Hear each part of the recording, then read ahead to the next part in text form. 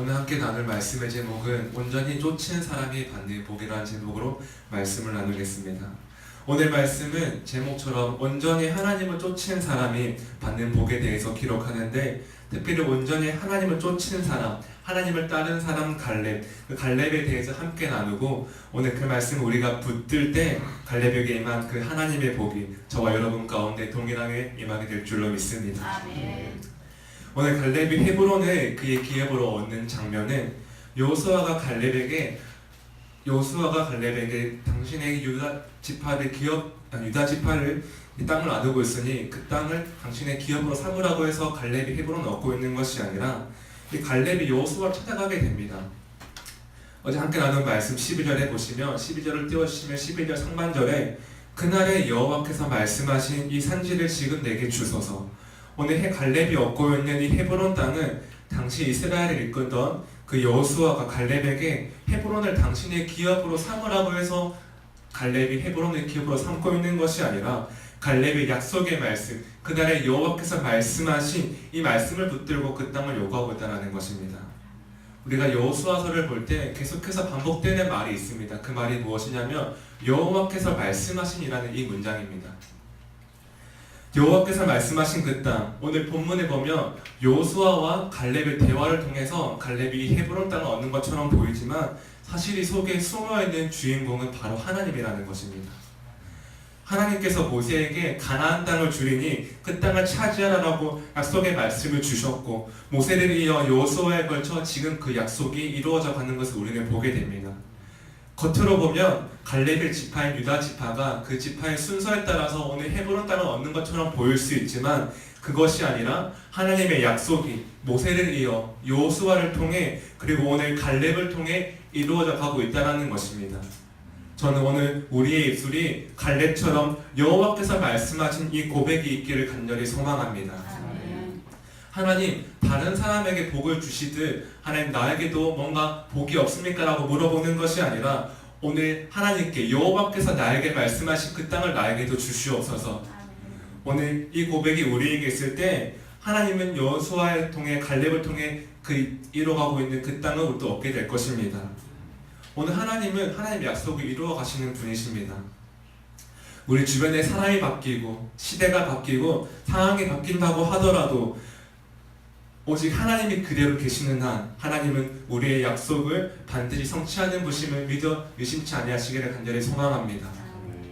그리고 오늘 이것이 갈렙이 하나님을 온전히 따랐던 이유, 오늘 우리가 온전히 하나님을 믿고 의지할 수 있는 이유입니다.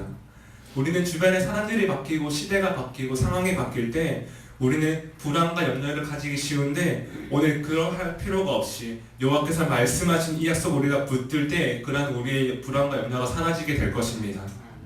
사랑하신 여러분, 오늘 이것이 첫 번째입니다. 우리가 약속을 붙들 때 하나님은 그 약속을 반드시 성취하신다라는 것입니다.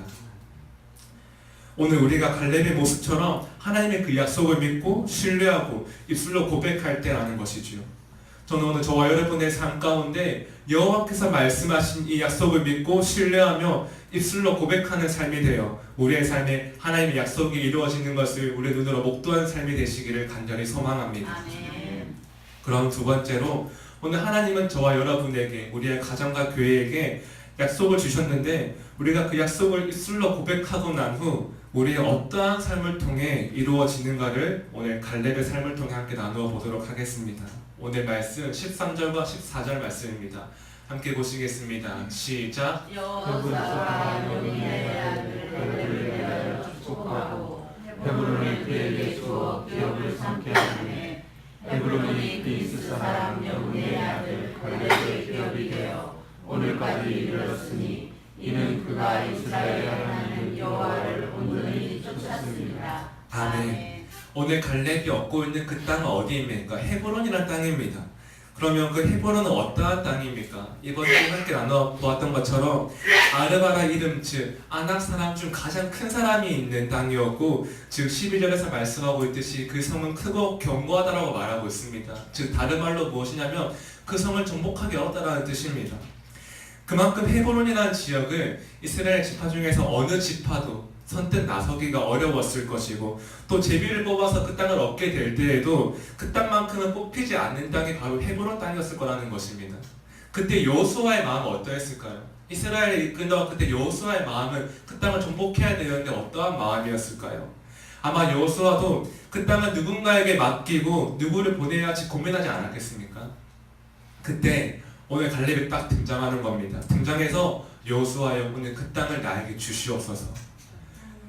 내가 비록 45년이 지났고 내가 나이가 지났지만 아직 나는 강건하고 싸울 수 있으니 보내달라고 말합니다. 여러분, 그러면서 오늘 여호수아가 갈렙을 보낼 때 어떻게 하시는지 아십니까? 13절 말씀해 보시면 13절에 갈렙을 위하여 축복하고라고 기록하고 있습니다. 여호수아가 갈렙을 위해 축복하는 장면을 보이고 있는데, 여러분, 이 장면은 여호수아가 갈렙을 보면서 갈렙 이전에 어떠한 지파들이 땅을 얻게 될 때에도, 그리고 갈렙 이후에 어떠한 지파들이 땅을 얻게 될 때에도 이 여호수아가 다른 지파에게 축복하는 장면을 기록하고 있지 않습니다. 그런데 오늘 이 말씀에 여호수아가 갈렙을 축복하며 보낸 이유, 그리고 축복할 수밖에 없었던 그 이유는 갈렙이 45년 전이나 지금이나 가장 중요한 순간에서 변함없이 그의 충성을 보여주고 있기 때문이라는 것입니다. 여러분, 갈렙은 여호수아가 고민하는 그 순간 그 문제를 충성으로 해결하는 사람이었습니다. 문제가 있을 때 그 문제를 도맡아 해결하는 사람이 바로 갈렙이었습니다.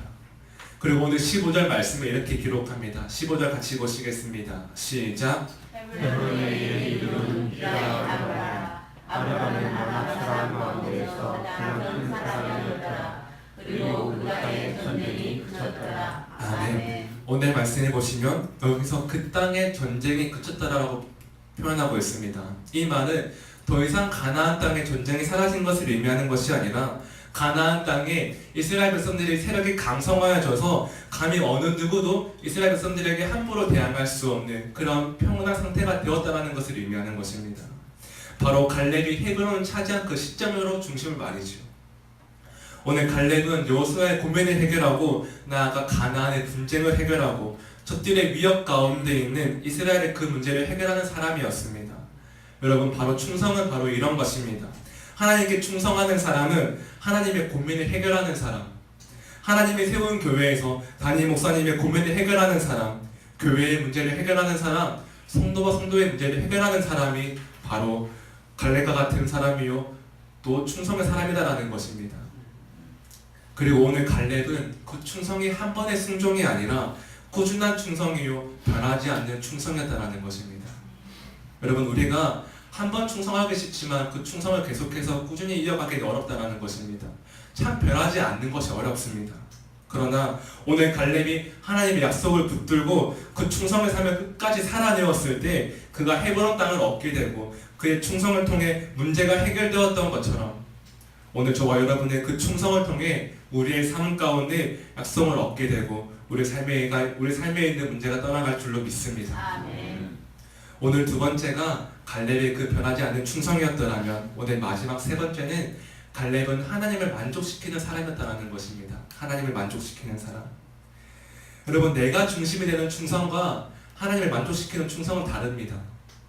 오늘 말씀에서 온전이라는 뜻을 가지고 있는 표현이 있습니다. 온전히. 13절 말씀 보시면 14절 말씀입니다. 14절 말씀의 마지막에 여호와를 온전히 쫓았음이라 해서 오늘 이 온전이라는 말의 뜻은 만족시키라는 뜻을 가지고 있습니다. 만족시키다.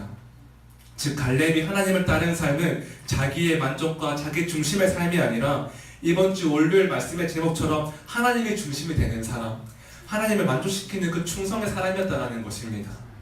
저는 오늘 저와 여러분이 하나님이 만족하시는 하나님 중심의 삶을 사시고 하나님께 그 충성을 드리는 삶이 되시기를 간절히 소망합니다. 여러분, 오늘 갈렙이 하나님께서 만족하실 만한 삶을 살아갔을 때 하나님께서 그의 가문과 그의 후손들을 세워나가시고 그들을 축복하시는데 어떠한 축복이냐? 하나님께서 그 후손들도 갈렙과 같은 충성된 자들을 세웠다는 것입니다.